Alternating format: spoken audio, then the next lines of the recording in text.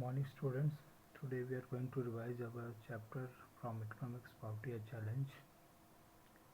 So first of all here the writer just give an overview of the chapter that the meaning of the poverty. The poverty is one of our biggest challenge we are facing after the independence in India. The causes of poverty and anti-poverty measures taken by the government that we will discuss in this chapter, or we are going to revise this chapter. Before we start, first of all we must clear about the meaning of poverty. That person, he or she is not able to fulfill their basic needs: food, clothes and shelter. Or we can say that is a situation where person they are not able to fulfill their basic requirement: food, clothes and shelter. In your introduction part, the writer given a idea that in your surrounding you have observed the poverty in different places, like in your surrounding in Joges, people they are living in slum areas, child who working in dhabas and beggars. There are a number of examples that is you have seen in your surrounding in your society. That is a reflection of poverty. That one more important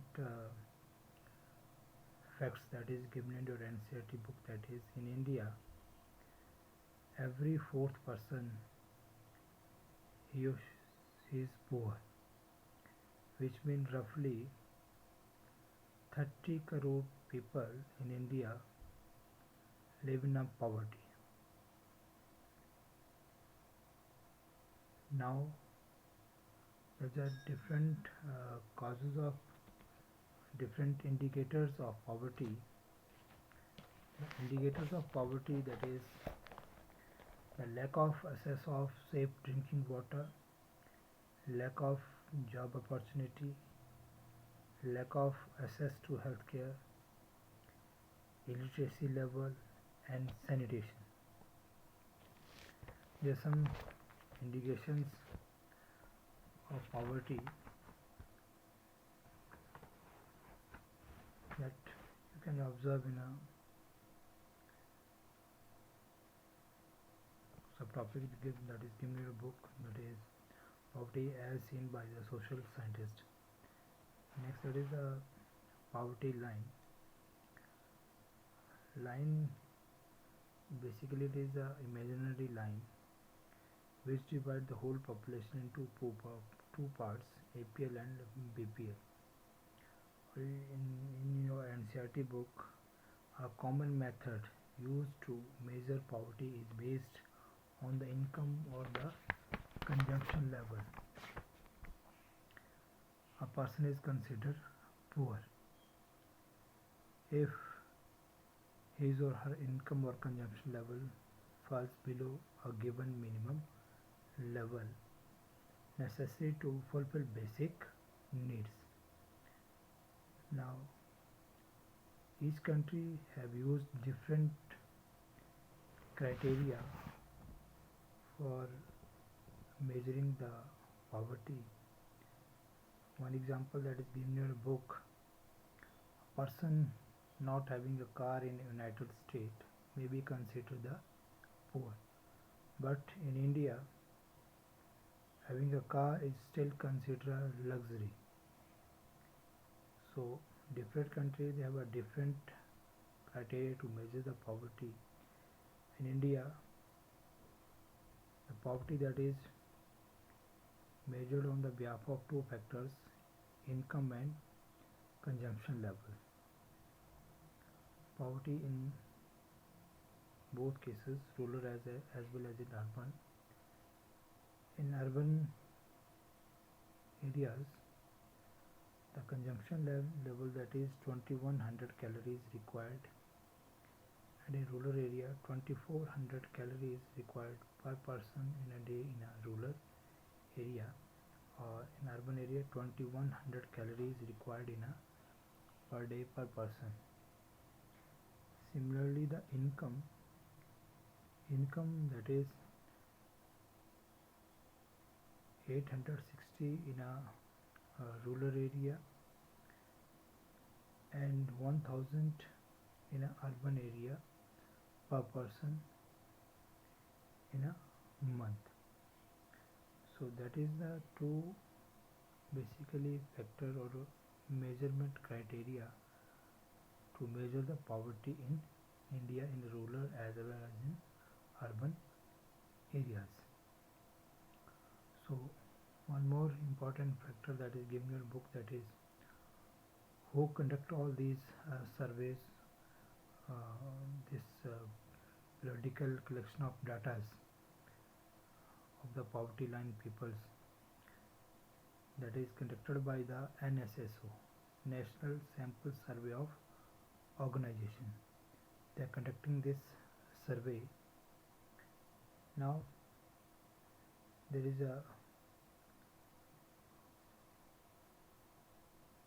poverty estimated, that is bar diagram given in your book, that is how much poverty ratio in their 1973 and 74 in rural and urban areas. Like 1973 and 74, there is a rural area 56.4%, in urban that is 49%. It reached up to 2009 and 10 in rural area, that is 34%, and urban in 27%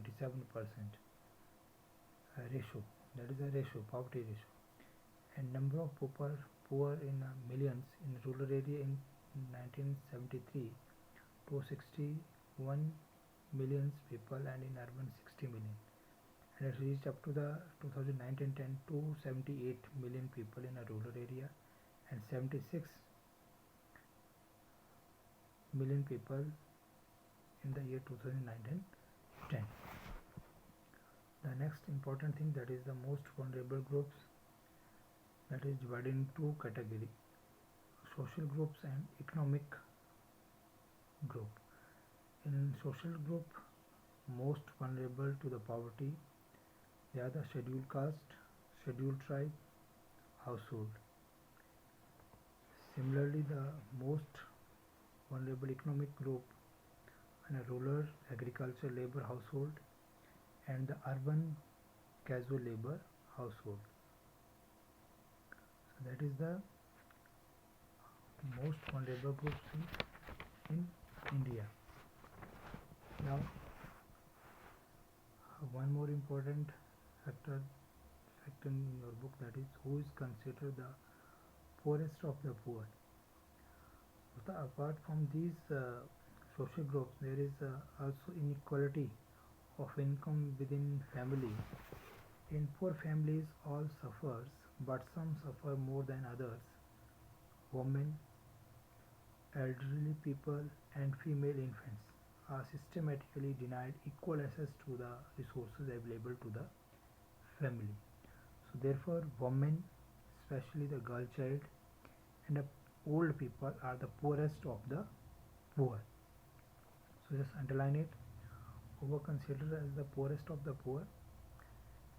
The women, the children, especially the girl child, and the old people, they are considered poorest of the poor. Next one, that is the interstate disparities. Now there is a difference of poverty ratio in every state all over the country.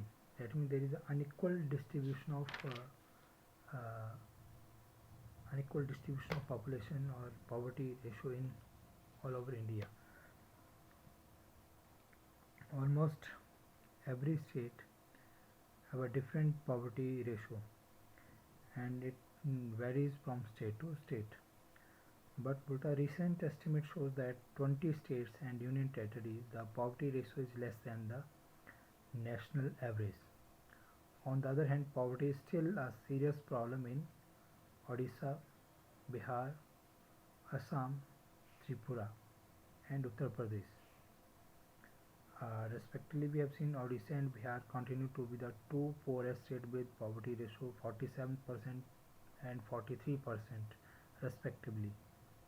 Along with rural poverty, urban poverty is also high in Odisha, Madhya Pradesh, Bihar and Uttar Pradesh. But comparison to this, there is some states a decline in poverty. There is in Kerala, Jammu and Kashmir, Andhra Pradesh, Tamil Nadu, Gujarat and West Bengal. Especially the states like Punjab and Haryana, they are reducing the poverty with the help of agricultural development. Kerala, they are focused over the human resources. West Bengal, they are able to reduce the poverty with the help of land reform measures. And Andhra Pradesh and Tamil Nadu, they are able to remove the poverty with the help of the public distribution system of food grains, which take a lot of improvement in these states. So this is all about this topic, interstate disparity. We continue with revise the same topic in our next video. Thank you.